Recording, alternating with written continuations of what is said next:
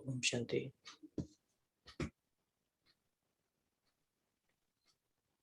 आज की मुरली इस सीजन की लास्ट मुरली है 2002-3 और इस मुरली को अगर हम ऐसे लें कि हमारे सामने जो पेपर आने वाले हैं उसकी तैयारी बाबा हमें करा रहे हैं, तो ऐसी कौन सी बातें हैं जो उस तैयारी में हम आज की मुरली से यूज कर सकते हैं। काफ़ी गहरे इशारे भी हैं, तैयारी की बात भी है। जीवन मुक्त होने से पहले मेहनत मुक्त बनो। हाँ जी। स्मृति स्वरूप सो समर्थ स्वरूप है। तो बाबा ने दो बातों में डिफरेंस किया है, सोचना स्वरूप और स्मृति स्वरूप। सोचने से समर्थी नहीं आती, लेकिन स्मृति से समर्थी आती है। तो बाबा ने इस पॉइंट पे काफी फोकस किया। और ये हम सबके लिए इंडिविजुअल चर्निंग की बात है कि सोचना स्वरूप कैसा होता है और स्मृति स्वरूप कैसा होता है।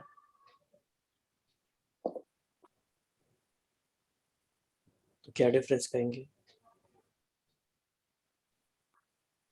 कोई परिस्थिति स्मृति आई तो हम उसमें सोच रहे हैं कि ज्ञान क्या कहता है, और अगर स्वरूप बन गए तो जैसे इसका एक एग्जाम्पल हमें समझ में आता है। जो बाबा जब सब लोग जाते थे तो जो पूछते थे कि पहली बार आए हो, तो जो अपना लौकिक का बताने लगते थे। एंड देन ज्ञान स्वरूप होना मतलब क्या, कि ज्ञान बुद्धि में इतना भरा हुआ है कि वो इमीडिएटली वो आंसर निकलना चाहिए कि नहीं 5000 वर्ष पहले भी आए थे।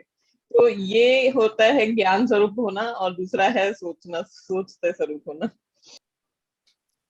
अ, सोचने का मतलब तो ये होता है कि जैसे मन में संकल्प आते जाते हैं, लेकिन स्मृति माना ऐसी याद आ गई जो आपने अनुभव किया हुआ है, वो आपको अनुभव स्मृति में आ गया।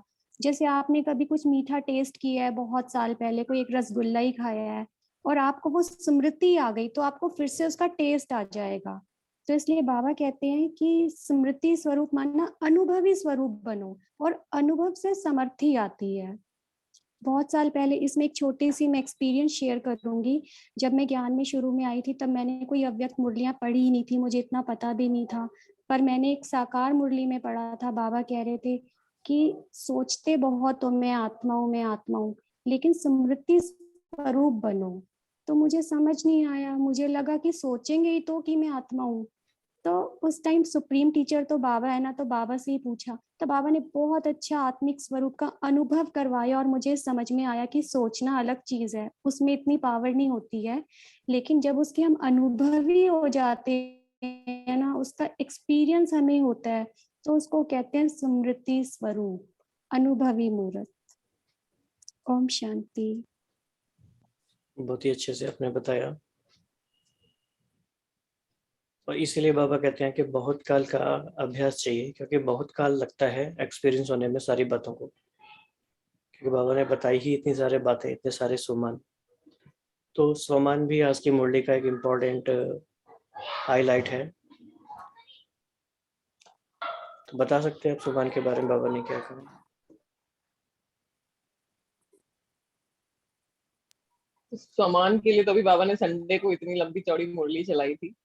तो एक मेरा चिंतन ये भी चला था, जैसे अभी हम लोग 2000 की मुरली पढ़ रहे हैं, और जो अभी उधर चल रहा है वो 80s की, अभी 90s में जाएगा।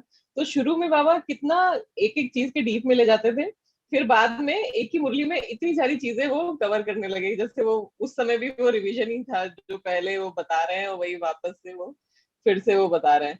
तो आज तो स्वमान के लिए बाबा ने बोला कि स्वस्थिति का साधन है स्वमान, और इसमें जब हम स्वमान में रहते हैं तो सम्मान भी दे सकते हैं। और सम्मान जब हम किसी को देंगे तो हमें एक तो दुआएं मिलेंगी, सहयोग दे पाएंगे, सम्मान देकर हम सहयोगी बनेंगे, और फिर अगर हम सहयोगी हैं तो दुआएं मिलेंगी। और सबसे हमारा जो सहज पुरुषार्थ जो कहते हैं, जो दादी जानकी भी हमेशा कहती थी कि दुआएं दो और दुआएं लो। तो ब्राह्मण जीवन में अगर हम सिर्फ इतना ही कर पाए कि दुआएं ही कमा लें, तो भी हमारा पुरुषार्थ काफी अच्छा रहेगा। शांति। बाबा ने जो ये कहा कि स्व स्थिति का साधन है स्वमान, बहुत ही डीप स्टेटमेंट है ये। इसको हम कैसे और समझ सकते हैं? कोई भी बताएं। स्व स्थिति का साधन है स्वमान।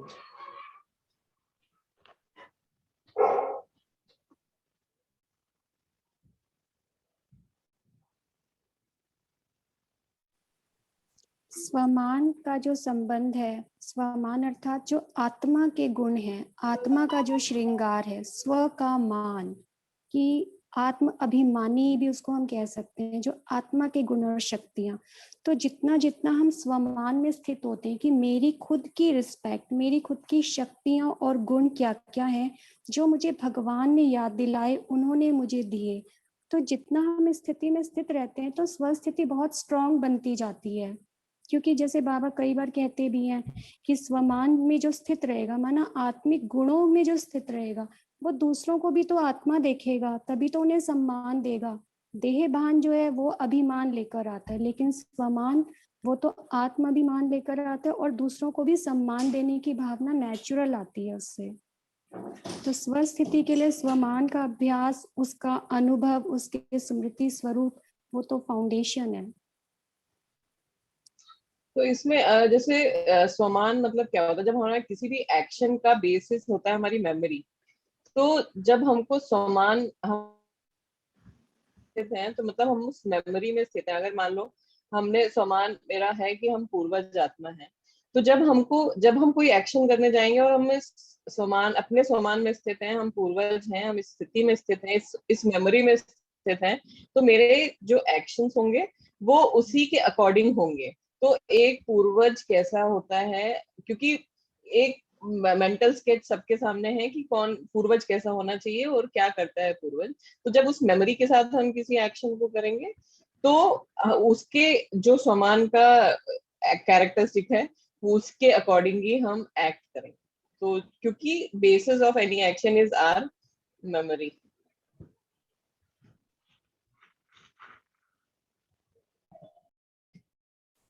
स्मिता बहन कहाँ गए आज? ओम शांति। हाँ जी, काफी दिनों बाद ये आप प्रैक्टिकल, हाँ जी, ऑल वेल, ये पिछले जी सब ठीक चल रहा है? जी, पिछले गुरुवार को हमारे लौकिक पिताजी ने शरीर छोड़ा।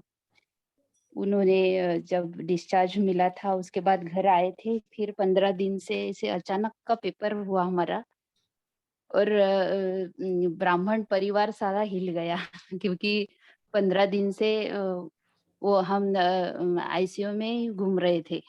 पहले तो इधर पास के इसमें लेकर गए, फिर ब्रेन हेमरेज हो गया, पहले क्लॉट बोला था, जो भी ड्रामा अनुसार हुआ, और उसमें भी कॉम्प्लिकेशंस आए, फिर बॉडी ने रिस्पांस नहीं दिया। तो ये जो दीदी ने हमें एक ही बात बोली थी कि यही स्लोगन दिया था, दीदी ने बोला था आप सिर्फ इतना याद रखो कि स्वस्थिति के आगे परिस्थिति कुछ भी नहीं है। यही स्लोगन दिया था, और इस एक सेंटेंस से हम सभी ने, हम 4 बहनें हैं, कुमारियाँ है चारों भी, और हमारा सारा परिवार ज्ञान में चलता है। तो इस एक सेंटेंस से हम सभी स्टेबल रहे, और आज 8 दिन हुए हैं, पिछले गुरुवार को ही शरीर छोड़ा। तो इसका जैसे कि आज जो मुरली पड़ी तो ऐसा लगा कि सचमुच ये जो महावाक्य है कि स्वस्थिति के आगे परिस्थिति कुछ भी नहीं है, इसका इम्पोर्टेंस कितना है ये हमने प्रैक्टिकल में जाना है। और उस स्वस्थिति के लिए जो स्वमान बाबा कहते हैं, तो हर रोज अलग अलग स्वमान लेके हम सकाश देते थे कि वो आत्मा है। और जैसे ही मतलब वहां तो सकाश दे ही रहे थे, पूरे ब्राह्मण परिवार ने भी सकाश दी। और उसके बाद अगर ये हो रहा है, यो होता है, तो वो एक्सेप्ट करने के लिए बहुत बड़ी शक्ति चाहिए। जैसे कि हमारी छोटी बहन, फिर उसने कहा कि इतनी सकाश दी हमने, ये हुआ क्या फायदा हुआ, मतलब वो थोड़ी अटैच है तो उस वजह से वो उसको थोड़ा संभालना ये हुआ। लेकिन अगर हम स्वमान में रह के सकाश देते हैं तो परिस्थिति भले ही बाहर से हमें सक्सेस, भले ही हम समझेंगे कि वो आत्मा रही तो फिर सब कुछ हाँ काम में आया वो योग, लेकिन बाबा ने ड्रामा का भी ज्ञान दिया है हमें कि हर किसी का पार्ट फिक्स है। तो फिर अगर हम इस स्वमान में रह के स्थिति स्वस्थिति में रहेंगे तो परिस्थिति भले बाहर से कोई भी हो तो हम उसको फेस कर सकते हैं। इसके ये प्रैक्टिकल अनुभव आया है हमें, क्योंकि अब घर में सबसे बड़े हैं तो सबने हमसे एक्सपेक्ट किया ही था कि अब आपको सब संभालना है। तो और हमने ये रियलाइज किया है कि अगर हम तब बिखर जाते थे तो कौन संभालता था, हमारी छोटी छोटी बहनें हैं। तो ये प्रैक्टिकल पेपर बाबा ने लिया है, और अब हम कह सकते हैं दावे से कि हाँ, स्वस्थिति के आगे परिस्थिति कुछ भी नहीं है। बिल्कुल, जैसे कि बाबा ने कहा, कुछ भी हो, हिमालय से भी बड़ा 100 गुना समस्या का स्वरूप हो, चाहे तन द्वारा, चाहे मन द्वारा, चाहे व्यक्ति द्वारा, चाहे प्रकृति द्वारा समस्या, परिस्थिति आपकी स्वस्थिति के आगे कुछ भी नहीं है और स्वस्थिति का साधन है स्वमान, नेचुरल रूप में स्वमान हो। तो ये बहुत ही अच्छा आपने शेयर किया अपना अनुभव। और आज की जी, मुरली में हमें तो हाँ, जी हमें डॉक्टर ने मतलब ऐसे कहा था कि आप बोलिए कि वेंटिलेशन कब निकाले, और तो वो बुधवार था, पिछला बुधवार था। और तब एक ही ये आया था संकल्प कि शाम को बोला था कि कल गुरुवार, फिर हमने सोचा कल गुरुवार का दिन है, गुरु पुष्पामृत है और अमृत वेले को हम निकालेंगे वेंटिलेशन। और जैसे ही वेंटिलेशन निकाला तो पहले तो बाप दादा का आह्वान किया कि बाप दादा आप आइए, इस आत्मा को अपनी गोद में सेफली ले जाइए, कोई तकलीफ ना हो। और फिर इसी स्वमान में रहे कि ये आत्मा है और हमारा रिलेशन इस देह के साथ नहीं है। जो हमारा रिलेशन था आत्मा के साथ है और वो ये आत्मा उड़ चली। तो उसके बाद मतलब जो बॉडी थी उस बॉडी से एकदम हम डिटैच हो गए। जैसे कि ये ज्ञान कितना बल देता है ये भी हमने अनुभव किया कि हमारा जो रिलेशन था वो आत्मा के साथ था और वो आत्मा तो कभी मरती नहीं। और ये जो बॉडी है ये बॉडी मतलब ये जड़ है, इससे कोई भी रिलेशन नहीं हमारा। तो ये जो अभ्यास हमने तब किया तो इससे हमें बहुत शक्ति मिली। ये जी। पावरफुल अनुभव है। और योग का प्रयोग भी है ये कि कैसे समय आने पर योग को हम प्रयोग करें, योग की शक्ति का प्रयोग करें। और तो इसे ही ज्ञान बल भी कहते हैं। बिल्कुल ज्ञान का बल मिला, खाली पॉइंट्स नहीं रिपीट किए, उससे शक्ति भी मिली है। देखो हमें सुनने से भी कितना बल मिल रहा है, सोचो।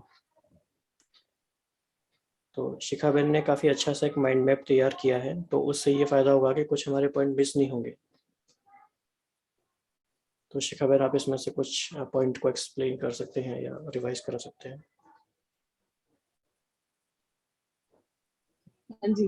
तो एक तो अगर शुरू से देखें तो भाग्य विधाता बाप दादा जो बाबा की टाइटल आया, और फिर आज बाबा ने हम लोग को बहुत सारे स्लोगन भी दिए। वो इसमें हमने नोट नहीं किए लेकिन अलग अलग बिखरे पड़े हुए थे पूरे मुरली भर में।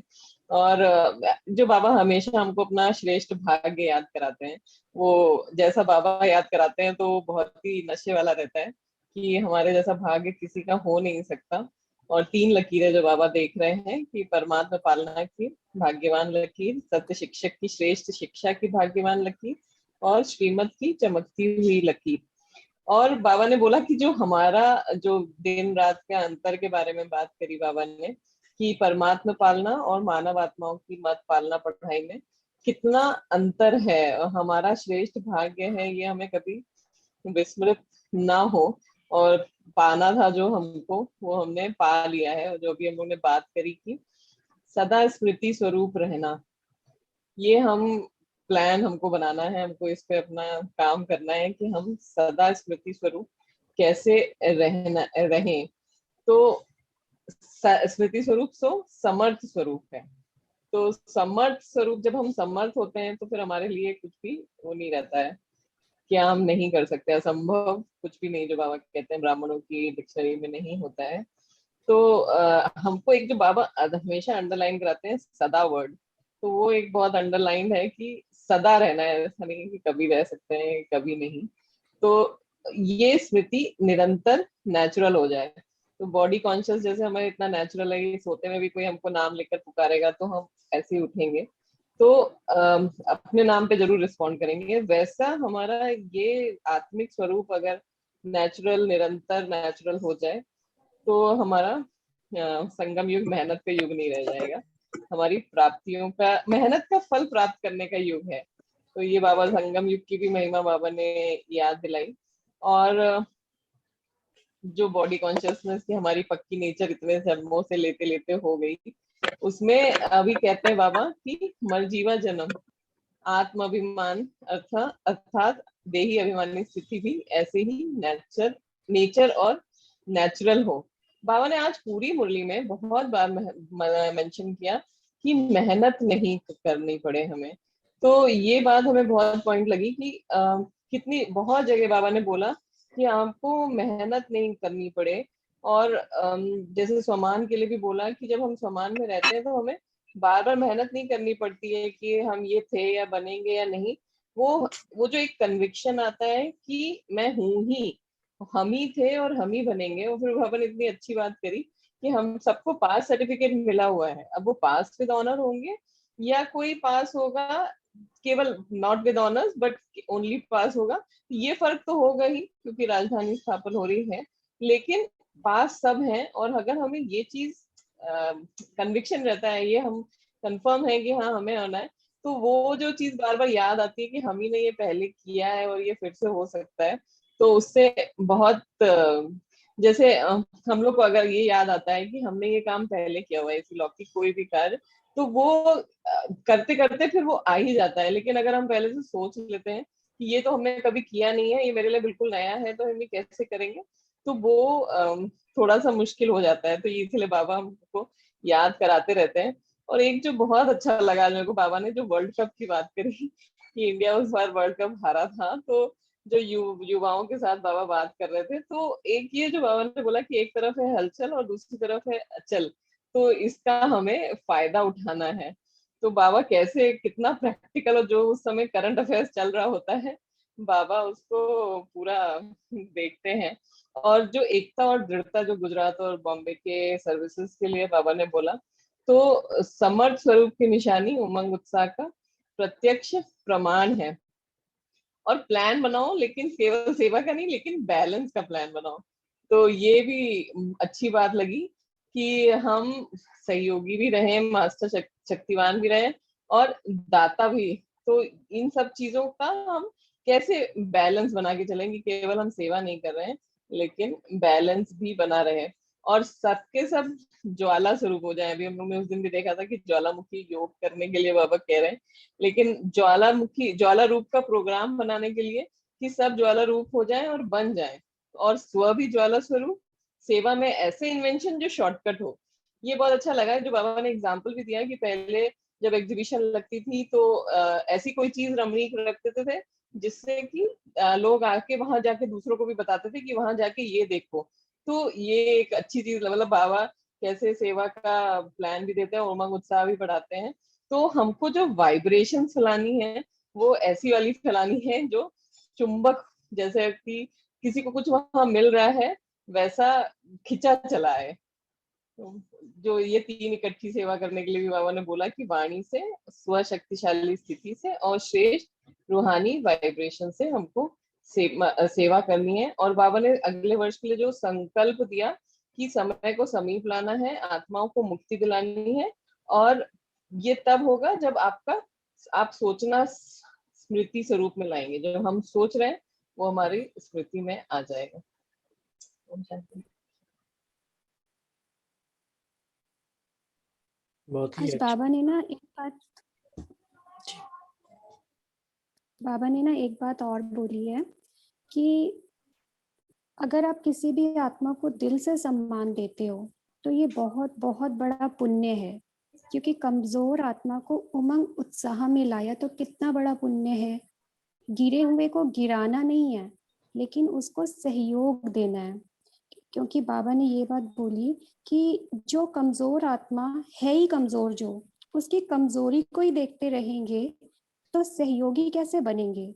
सहयोग दो तो दुआएं मिलेंगी। और बाबा ने ये भी कहा कि सबसे सहज पुरुषार्थ है ही ये, दुआएं दो और दुआएं लो।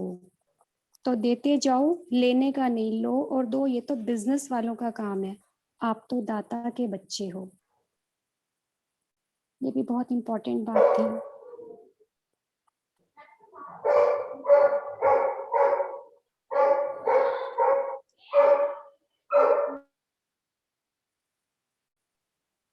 ये जो बिजनेसमैन के लिए बाबा ने वो कार्ड के लिए भी बात करी कि ऐसे कार्ड छपाओ कि कोई डस्टबिन में नहीं फेंक पाए, उसमें थोड़ा सा अपना स्लोगन लिखो और सबको। ये जो एक बात बोली कि हम मतलब कि बिजनेसमैन वालों के पास कितना वो है, अपॉर्चुनिटी है बाबा का संदेश देने के लिए कि जो भी आए उसको खाली अपना सामान नहीं बेचो, बाबा का भी सौदा कराओ। तो बाबा बहुत रमणीक तरह से मतलब सेवा का जो प्लान बता रहे हैं। और जो ऐसा बाबा ने बोला कि अगले साल क्या रहेगा, जो दादी पूछ रहे हैं, लास्ट सीजन की लास्ट मुरली है, तो जैसा चल रहा है वैसे ही चलता रहेगा। तो एक तो ये कि कितना हमारा विधिवत रहता है ये काम ब्राह्मणों का, कि सब कुछ बाबा से पूछते हैं और बाबा उसका रिस्पॉन्ड करते हैं। कि और फिर ये भी बोला कि इस साल का देख रहे बता रहे हैं, अगले साल का अगले साल देखेंगे। तो बहुत अच्छा रूल यार लगा वो जो उस समय दादियों के साथ बाबा ने बात करी। कई बार तो ऐसा लगता है कि ऐसी कोई बात बची नहीं है जो बाबा ने हमें बताई ना हो। छोटी से छोटी बात भी बाबा ने कुछ अव्यक्त मुरलियों में बताया है कि बड़ी बहनों को बताया है कि छोटी बहनों को कैसे चलाना है। तो बाबा ने ये भी बताया है कि कभी उनको वॉक पर लेके चले जाओ, अगर बैठ के योग नहीं है तो हर समय बैठा के नहीं कराना है, इवनिंग वॉक पे चले जाओ। मतलब बहुत छोटी छोटी बातें। इवन डायरी कैसे रखनी है, प्लानिंग कैसे करनी है, इसके 5-6 अलग अलग मुरलियों में इसके बारे में बाबा ने बताया। तो ऐसा कुछ है नहीं जो बाबा ने नहीं बताया हो, लेकिन हमने मिस बहुत कुछ कर दिया। तो वही कोशिश हम सब लोग मिलके करते हैं कि कुछ जो भी मिस हो गया वो कंप्लीट हो जाए। अच्छा, मैंने ना एक अव्यक्त मुरली में पढ़ा था, बाबा कह रहे थे अपने आप को उमंग उत्साह में लाने के लिए या अपनी थकान को मिटाने के लिए आप फिजिकल डांस भी कर सकते हो। और कैसे, अगर मान लो बाहर बहुत सारे लोग हैं तो आप बाथरूम में जाके डांस कर लो। ट्रू। बाबा कितनी हमारी साइकोलॉजी पूरी समझते हैं कि कैसे इनको क्या क्या बताना है। हर युक्ति बाबा ने बताई है। और इसके और बाद वो भी भी कौन से समय पे बताना है, मतलब ऐसा नहीं है कि 70s में जो बता रहे थे वो 80s में, वो 90s में, वो जैसे जैसे टाइम बढ़ता जा रहा है वैसे वो उनकी स्ट्रेटजीज भी चेंज होती जाती है। क्योंकि अभी जैसे साकार मूल्यों में कितना आता है, एरोप्लेन से पर्चे गिराओ ये, पर वो अव्यक्त मूल्य में कहीं नहीं आया, बिकॉज तब तक चेंज हो गया था, सेवा का मोड चेंज हो गया था। पहले वो प्रदर्शनी वगैरह के लिए भी काफी ज्यादा, प्रदर्शनी तो खैर चली भी होगी आगे तक काफी, लेकिन जब से ये टीवी वाली सेवाएं शुरू हुई तो वो जो विंग्स वगैरह बने, तो बाबा ने कभी कोई चीज ऐसे आउट ऑफ द वे नहीं बोला कि इस समय जो चल रहा है वो उसको छोड़ के पीछे वाला पुराना वाला करो। तो बाबा काफी प्रोग्रेसिव प्रोग्रेसिव और कंटेम्प्ररी वर्ल्ड में जो भी चीजें आती रही, बाबा ने उन सबको कैसे हमें रेस्पॉन्ड करना है वो सिखाया है। जब 1984 के सिख राइट्स हुए दिल्ली में और एल्सवेयर, और या पंजाब का टेररिज्म था, तो बाबा ने हर एक चीज को बताया कि जो जो सिचुएशन हो रही है, एक्सट्रीम सिचुएशन कैसे फेस करनी है। तो जब तक हमारे अंदर एक गहरा विश्वास ये नहीं बैठता कि हमारे सामने दुनिया का सर्वश्रेष्ठ और डीपेस्ट खजाना है और स्वयं ज्ञान के सागर ने वो दिया है, जब तक फिर हम वो उसको करते नहीं है। तो जिसके दिल में ये बैठ जाता है फिर वो उसे छोड़ता नहीं है। तो पहले एक बार जैसे बात हो रही थी ना कि हम क्यों पढ़ रहे थे, तो शिखा बहन ने बताया था, तो वही रीजन है। ये बहुत गहरा अनुभव होना चाहिए कि हमारी लाइफ लाइन, हमारा सब कुछ मुरली है, कुछ भी उसके अलावा नहीं है। और बाबा ने एक बहुत प्यारी लाइन भी कही कि मुरली वो लाठी है जिसको पकड़ के तुम पूरी दुनिया से पार हो जाते हो और कहाँ के कहाँ पहुंच आई जाते थिंक ये भी बोला है कि बाकी भले हम कुछ ना करें, सिर्फ मुरली की लाठी ही पकड़े रहे तो भी पहुंच जाएंगे, बेड़ा पार होगा। हो। सब कुछ मुरली से ही है वैसे देखा जाए तो अभी 1.5 आज मिनट बाबा ने एक ये भी बोला, लास्ट अंतिम पेपर सभी ब्राह्मणों का छोटा सा है, नष्टो मोह स्मृति स्वरूप। तो मतलब अंडरलाइन गीता का छोटा सा। इसके बारे में ना आज ब्रिजमोहन भाई साहब बता रहे थे, नष्टो मोह स्मृति स्वरूप। तो उन्होंने कहा कि स्मृति स्वरूप को पहले रखो, स्मृति स्वरूप बनोगे तभी नष्टो मोह बन सकते हो। तो मुझे बहुत अच्छा लगा, क्योंकि विधि तो यही है, स्मृति स्वरूप बनेंगे तो इतनी समर्थी आएगी, तभी तो नष्टो मोह बनेंगे। बहुत अच्छे गहरे पॉइंट्स शेयर हो रहे हैं। कोई और कुछ ऐड करना चाहता है? Last 1 minute. एक्चुअली स्मृति उसी की हो सकती है जो बात कभी हो चुकी है, और हम वो थे। तो बाबा यही चाहते हैं कि वो हम थे एक्सेप्ट करें और उसमें स्थित हो जाए, मतलब मेहनत खत्म हो। तो यही सोचना स्वरूप और स्मृति स्वरूप में फर्क है जी। एक बात और, जो बाबा ने ये हमको विशेष लक्ष्य दिया पूरे साल के लिए जो पूछा गया, तो जीवन मुक्त होने से पहले हमको मेहनत मुक्त बनना है। तो एक तो मुक्ति, जीवन मुक्ति दोनों हमको यहीं पर इसी संगम युग पर महसूस करनी है। तो इसके लिए बाबा ने बोला कि ये वाली जो स्थिति होगी ना, जब हम जीवन मुक्त बनेंगे और मेहनत मुक्त रहेंगे, तो ये स्थिति समय को समीप लाएगी। जो हम लोग कल देख रहे थे कि समय के हम क्रिएटर हैं, तो वो कैसे हैं, और सर्व विश्व के भाई बहनों को दुख अशांति से मुक्त करेगी, और हमारी मुक्ति सर्व को मुक्ति दिलाएगी। ये कितनी बड़ी बात है कि हमारी मुक्ति सबको मुक्ति दिलाने वाली है। मतलब हम जब मुक्त बनेंगे तब पूरी सृष्टि मुक्त हो जाएगी। इसके बारे में भी भाई साहब एक बात बता रहे थे कि हमारे भाई बहनें बहुत पुरुषार्थ करते हैं, बहुत मेहनत करते हैं कि मैं फरिश्ता हूँ, उसके बारे में बहुत सारी चिंतन, बहुत सारी मेहनत के स्टेप्स। तो उन्होंने कहा, जब बाबा ने कहा कि आप फरिश्ता हो, तो सिर्फ उसको स्वीकार करके एक संकल्प करना है कि हाँ मैं फरिश्ता हूँ। तो वो बोल रहे थे इतनी सिंपल सी बात है, सिर्फ सोचना है कि मैं फरिश्ता हूँ, पता नहीं क्या क्या करते हैं। सोचने सुनने में तो ज्ञान इतना आसान लगता है ना कि इतना कह रहे हैं बाबा, इतने पिछले 84 ईयर से सुना रहे हैं, क्यों नहीं बने जो अभी पहले भी बने, वो अभी तक संपन्न क्यों नहीं हुए। लेकिन वो जो पुराने संस्कार बाहर आते हैं, वो पता नहीं कहाँ से आते हैं। हाँ, तो तब यही लगा शायद मैंने ठीक से नहीं सोचा होगा, अभी मैं ठीक से सोचना स्टार्ट करूंगी। किसी हम जानते हैं।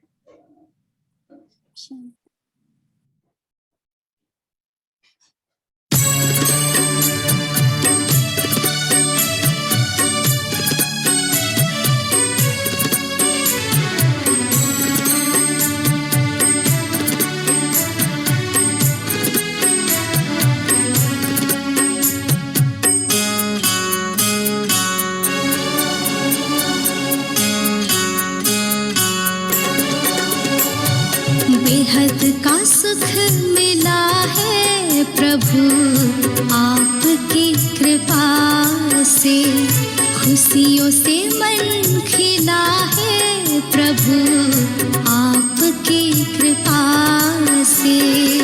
जीने का मर्म देकर जीना हमें सिखाया, हमको तो अपने ही हमसे है मिलाया। जीवन नया मिला है प्रभु आपकी कृपा से, बेहद का सुख मिला है प्रभु आपकी कृपा से।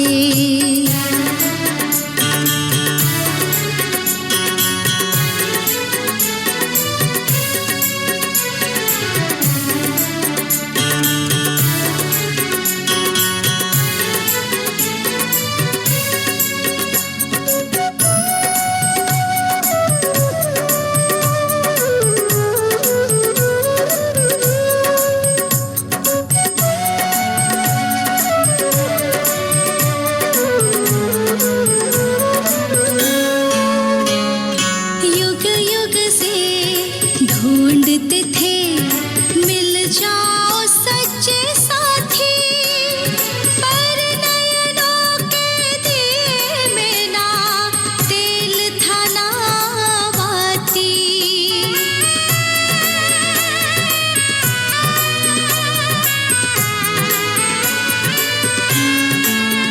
हाँ, युग युग से ढूंढते थे मिल जाओ सच्चे साथी, पर नयनों के दिए में ना तेल था ना बाती। दिया ज्ञान का जला है प्रभु आपकी कृपा से, बेहद का सुख मिला है प्रभु आपकी कृपा